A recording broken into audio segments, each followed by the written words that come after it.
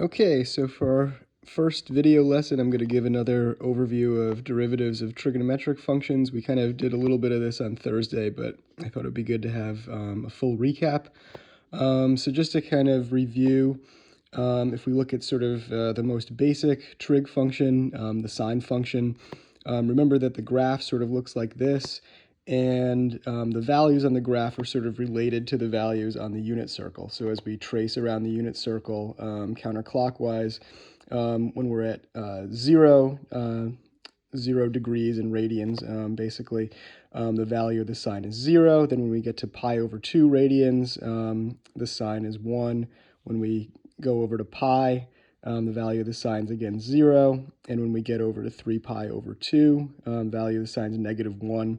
And then when we loop back over to 2 pi, value of the sine is again 0. And then the pattern kind of repeats over and over again. And the same is true if we loop backwards in a clockwise fashion. And so you can kind of see the values of the graph, they go back and forth between 1 and -1 here. Okay, so you have this kind of up and down pattern that goes, from negative infinity to positive infinity.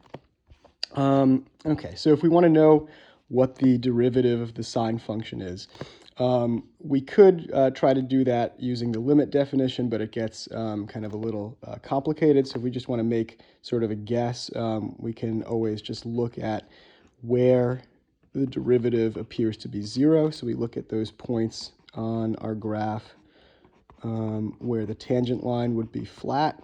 Okay, so as you can see in this window that I've drawn here, we've got 4 points like that. Okay, so we can draw another coordinate plane below.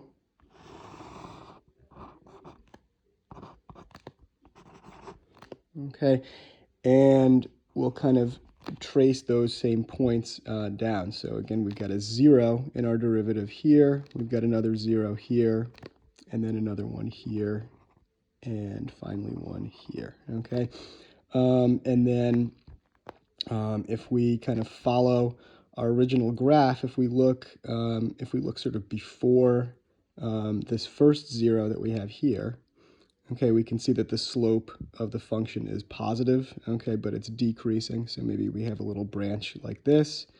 Then from here to here, okay, the slope of our function is negative, okay, but it's decreasing here and then it's increasing here. So we're going to have a little bit of a window like this, okay.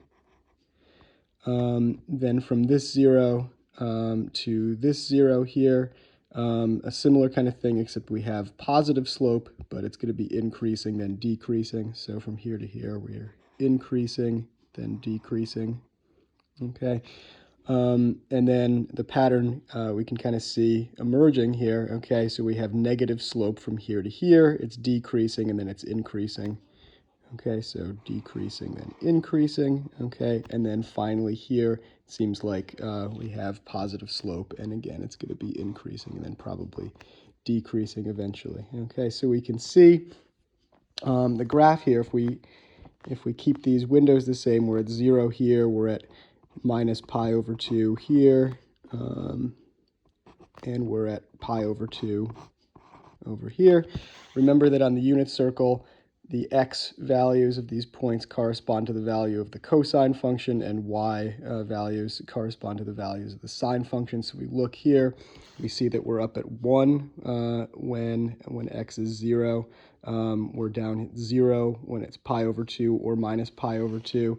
So we might suspect, okay, that this function here, which is f prime of x, is going to be the cosine of x, which is exactly what it is, okay? And we could even extend this a little further and do the same kind of thing, draw in those points where it looks like our slope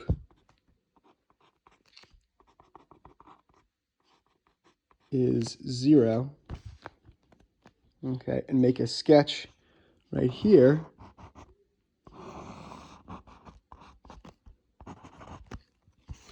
of what f double prime of x might be. So that would be the second derivative of this function f of x equals sine x. So same general approach here. So we're going to make our zeros here. Okay, there's going to be one, it looks like, at the origin, and then one kind of equidistant over here. And then if we look at the slope, we've got negative slope. Okay, but negative slope, that's maybe increasing. Okay, then we've got positive slope that's increasing, then decreasing. Okay, then we've got negative slope. Again, that's decreasing. Or sorry, that's yeah, decreasing then increasing. Okay, so decreasing then increasing. Okay, and then we've got positive slope that's increasing and then maybe decreasing again. Okay, so we can see it sort of looks a bit like the sine function, but it almost looks like it's been reflected somehow. So, well, we have positive values in the first quadrant here, and then we're in the third quadrant here. Over here, we've got our values in the second quadrant, and then in the fourth quadrant. Okay, so it turns out that this is minus sine of x. Okay. And from there, we can kind of see a little bit of a pattern emerging. So if the derivative of sine x is cosine x, then the derivative of minus sine x is going to be minus cosine x. So we can say with some confidence that f triple prime of x is going to be minus cosine of x. Okay. And then f quadruple prime, or sometimes you'll write it like this,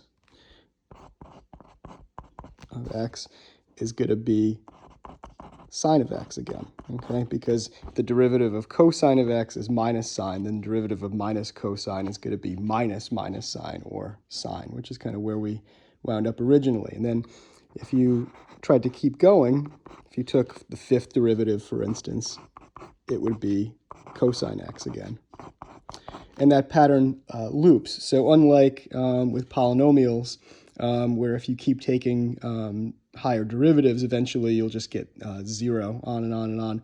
If you take the derivative of basic trig function, it'll loop in this sort of pattern.